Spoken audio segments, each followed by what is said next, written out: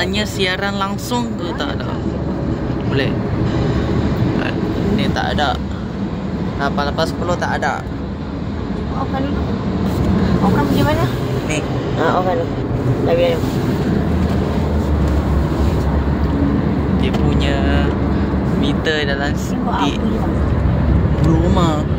Apa ya? Ni rumah siaran. Apa itu?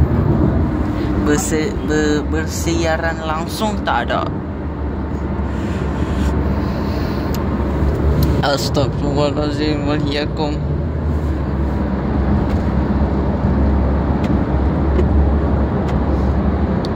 Aku tak tengok.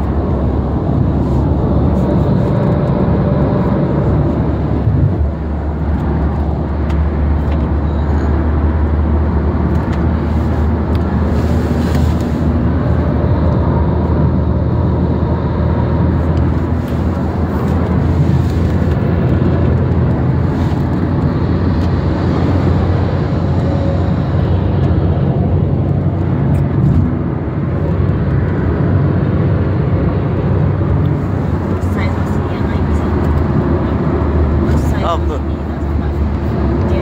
Dilarang.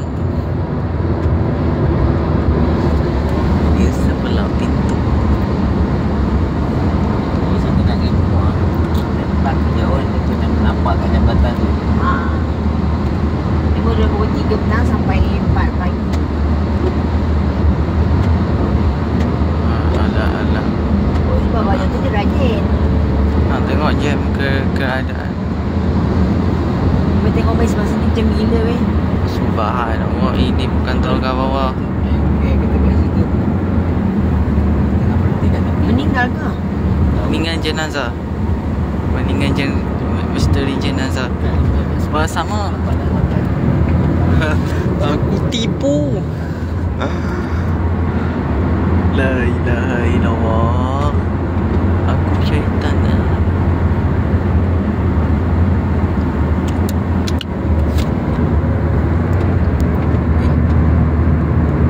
Satu lagi.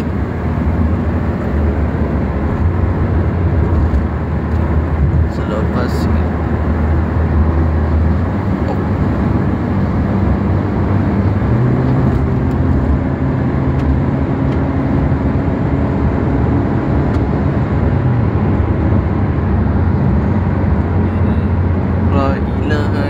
dalam masa 3 minit. Allah.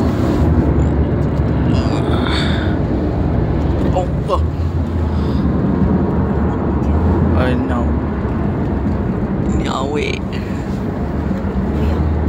And now pada dekat Jasin ni. Let's go.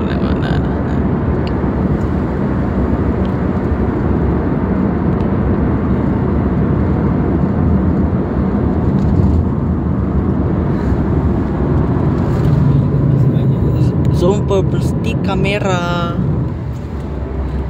Itu namanya Sibana Yasin.